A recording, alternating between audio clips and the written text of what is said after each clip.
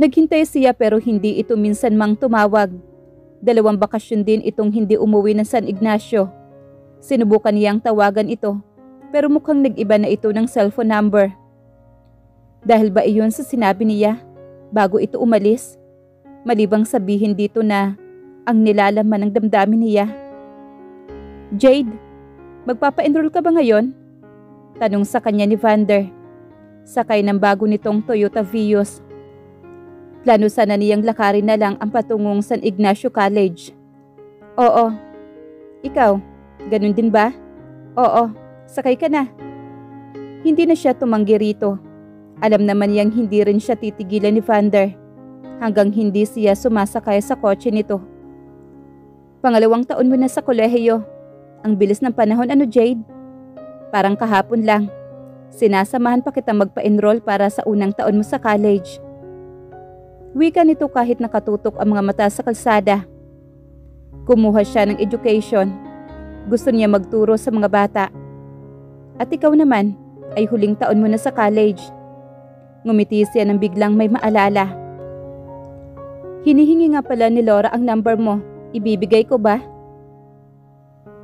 Siyempre hindi, no? Mabilis na sagot naman ni Vander. Best friend niya si Laura. Dayo ang pamilya nito sa San Ignacio. Nakahanap ng trabaho ang papa nito sa San Ignacio kaya permanenteng lumipat na roon ang buong mag-anak. Laura was beautiful, smart and sexy. Sa katunayan ay ito ang nanalong Miss San Ignacio College noong first year college pa lamang sila. Bakit ayaw mo naman kay Laura? Tumawa naman ito. Just because. Ano ba namang klaseng tanong yan? Sabihin mo nga sa akin kung bakit ayaw mo sa best friend ko. Hindi ba ako yung best friend mo? Pagdiriin naman na wika ni Vander. Ikaw ang kaibigang matalik kong lalaki, pero si Laura naman ang kaibigang matalik kong babae. Huminga ito ng malalim. Wala, ayaw ko lang. Pwede ba yun na ayaw mo lang? Kung gusto ko siya, dapat niligawan ko na siya, hindi ba? Pero hindi ko ginagawa. Malungkot siya para sa kaibigan. Hindi ka attracted sa kanya? No. Sayang naman si Laura. Umaasa pa naman akong kayo ang magkakatuluyang dalawa. Inihinto naman ni Vander ang kotse sa parking lot ng San Ignacio College pero hindi muna pinatay ang makina at bumaling ito sa kanya. Tinitigan siya sa mukha na parang may gusto itong sabihin sa kanya. Ano? Naiilang na siya sa paraan pagkakatitig sa kanya nito. Napangiti siya at yumuko lang ito. Let's go. Nagtataka si Jade kung bakit nagkukumpulan ang mga tao sa kantin. Mabuti na lang at natanawan niya si Laura, kaya agad na nilapitan niya ito. Anong meron? Transfer student, ang gwapo. Kinikilig na tili nito. Wala lang mga has lumapit, mukhang suplado. Totoo? Saan? Hinila siya nito at walang pakundangang sumiksik sa mga nagdidikitang estudyante. Tinuro nito ang dulong mesa. Ayun! Sinundan niya ang itinuro nito at nagulat nang makilala ang lalaki. Alexander? Wika niya. Ano yun, Bes? Wala sa loob na humakbang siya patungo sa kinaupuan ng lalaki. She took one step and another, hanggang sa matahimik ang mga estudyanteng naghahagikhikan. Lalo na nang dumako sa kanya ang mga tingin ng binata. Most of them, we have not known Alexander. Hindi naman kasi ito palagala kapag nasa Villa Valiente ito. Kung may nakakakilala man dito, ay hindi siguro agad ito namumukhaan. Totoong malaki ang ipinagbago nito. He looked rebellious, pero mas tumangkad ito at gumanda lalo ang pangangatawan. Sa edad nitong 20, ay lalong tumangkad pa ito. Noon pa man ay hindi na ito palangiti pa. Pero ngayon, he looked more intimidating. Sinutsutan niya si Laura. Uy, Bes, saan ka pupunta? Kusa itong inignora ang mga tainga niya at parang may sariling utak na patuloy na humahakbang ang mga paa niya. Miss na niya ito. Araw-araw siyang naghintay na dumating ang araw na ito. Ang araw na muli niya makikita si Alexander. Nakatingin na sa kanya ngayon ang lalaki. Ganon din naman siya. Nakatutok ang mga mata niya sa lalaki. At nakikita niyang hindi ito masaya o excited man lang. At may humawak sa kanyang kamay. Napatingala siya na ang lalaking humawak sa kanya, si Vander. Bahigpit itong nakahawak sa kamay niya. Ano ang ginagawa mo rito? Ngumiti lang ito at ginulo ang buhok niya. Sumabay ito sa paglapit niya kay Alexander. Naging tahimik naman ang mga taong nakapaligid sa kanila. Nakamasid lang. Ano ang ginagawa mo rito?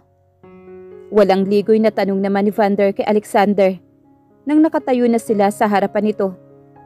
Hindi ito nag-alok na maupo sila kaya nanatili silang nakatayo ni Vander. Titig na titig naman siya sa mukha ni Alexander. Hindi pa rin siya makapaniwala na nasa harapan na niya ito ngayon. Parang nananaginip lang siya.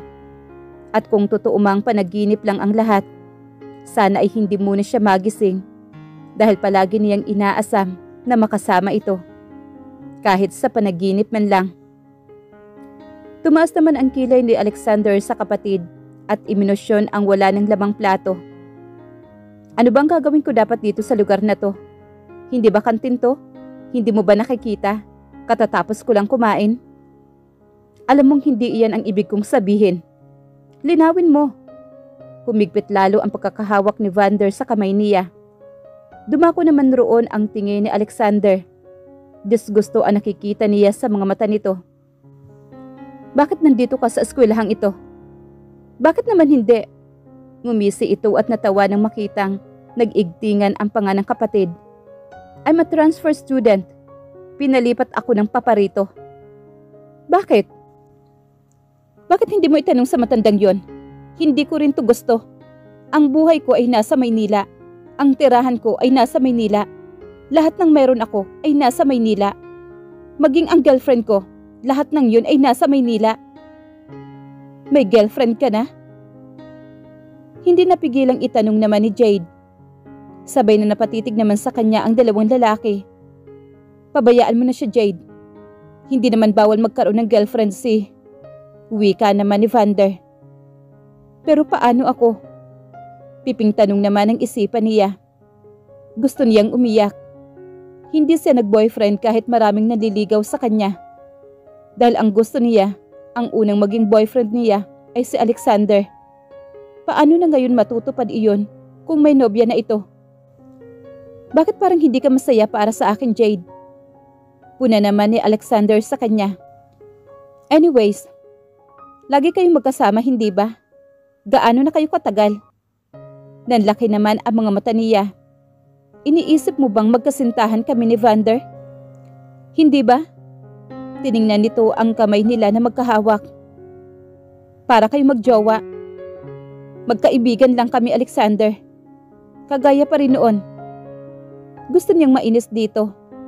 Bakit ba palagi nitong iniisip na may special siyang ugnayan kay Vander? Tara na, Jade. Marami pa tayong aasikasuhin. Mauna na kami, Alexander. Sakay ng paboritong kabayo ay inikot-ikot ni Alexander ang malawak na lupaing pag-aari ng pamilya nila. Magkakaroon kaya siya ng karapatan sa lupaing iyon pagdating ng araw o ipamamana iyon ng ama nila kay Vander? Mapait siyang napangisi.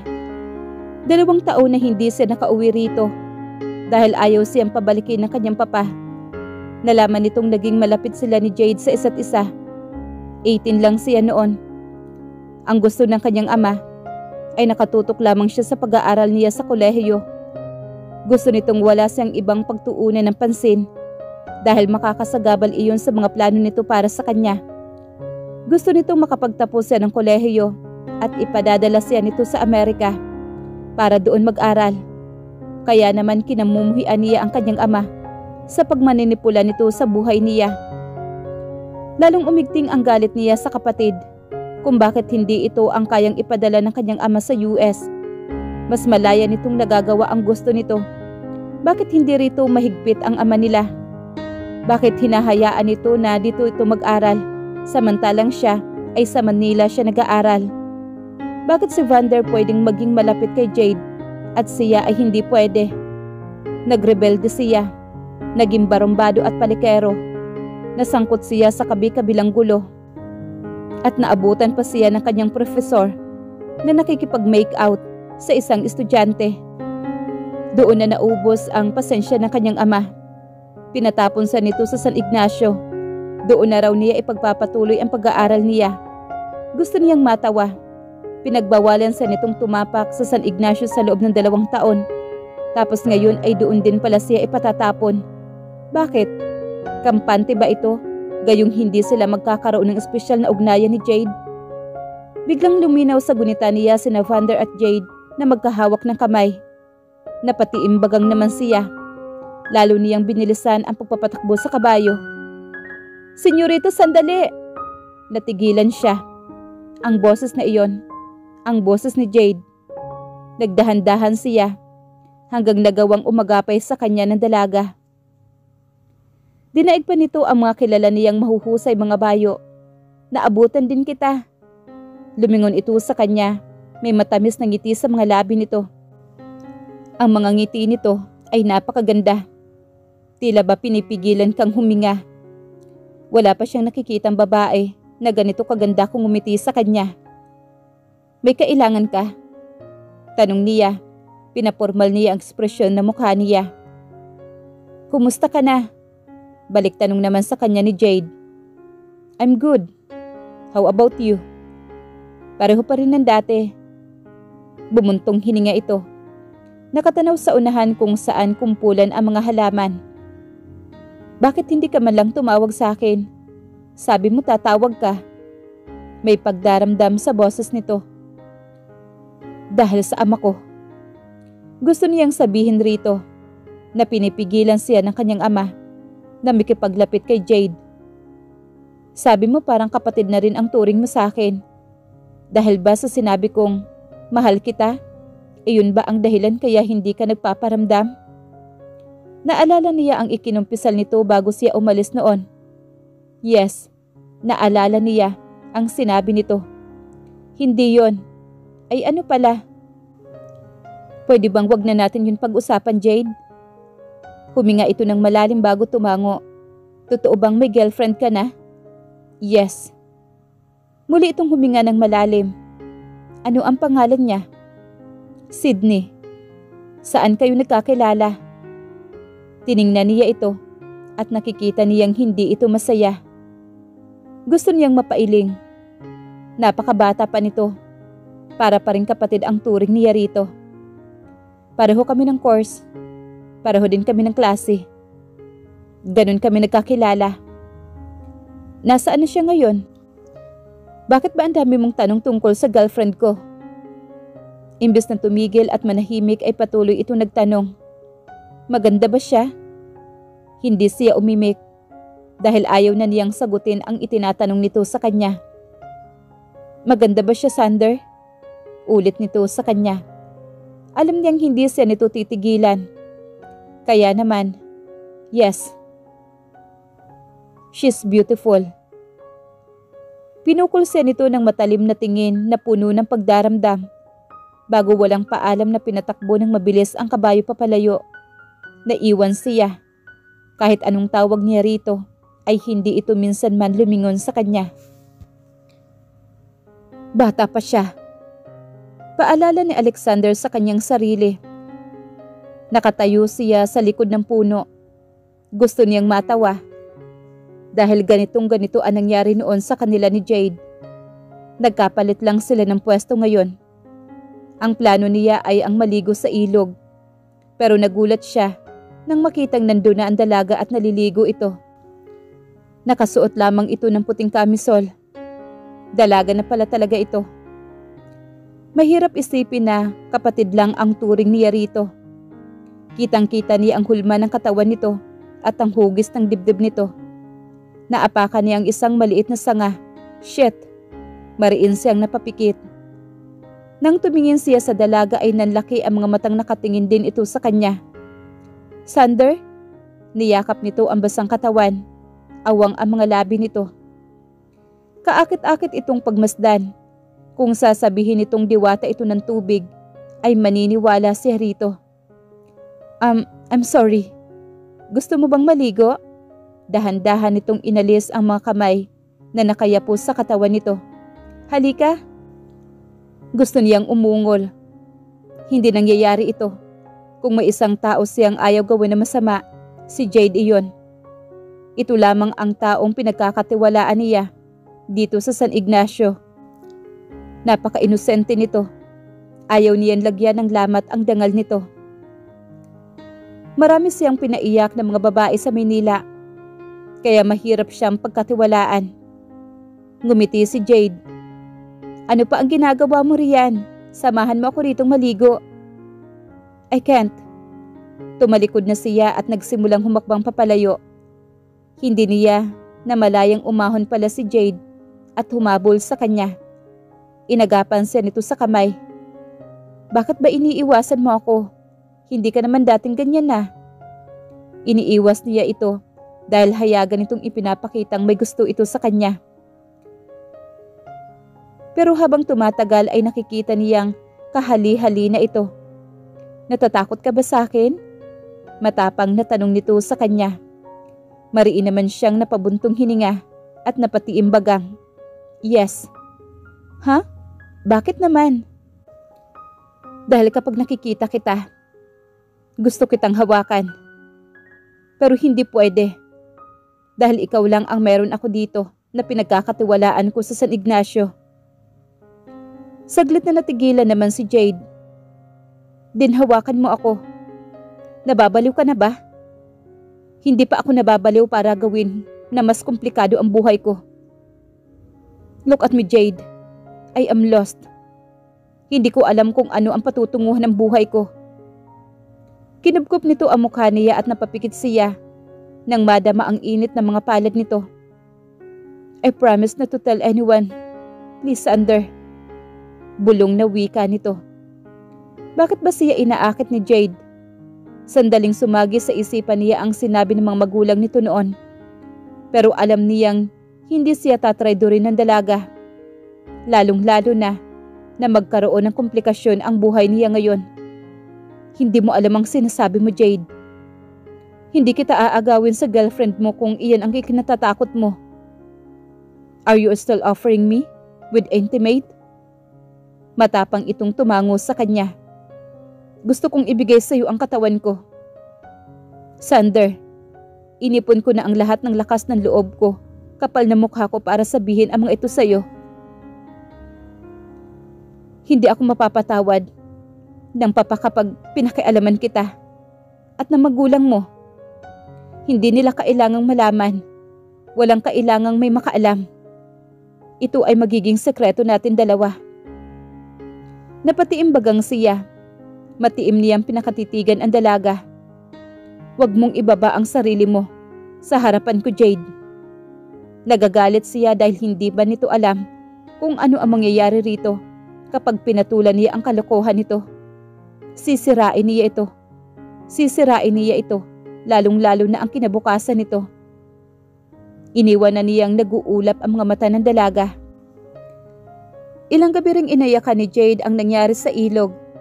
Pahiyang-pahiya siya at nanliliit. Hindi sila nagkikibuan ni Alexander sa loob ng bahay, lalong-lalo na sa eskwelahan.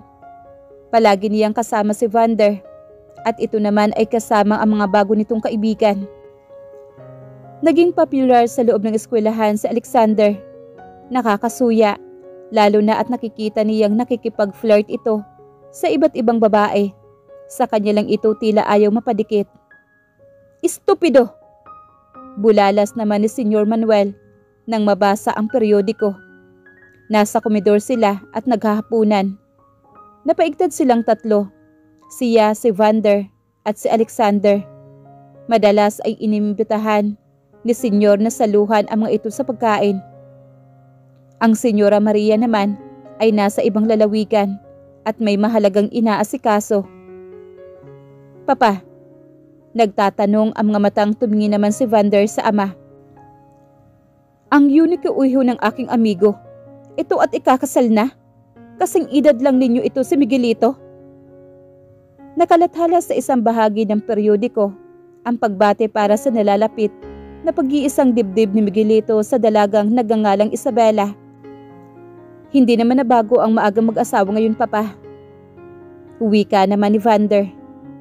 Pero ang pagpapakasal nila ay bunga na maagang pagbubuntis ng nobya ni Miguelito. Wala na talagang pagpapahalaga sa dangal ang mga kabataan ngayon. Pinukol nito na matalim na tingin ang dalawang anak na lalaki.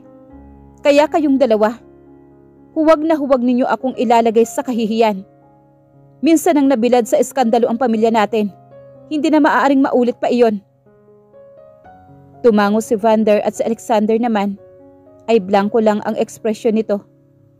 Naniningkit ang mga mata na matanda kay Alexander.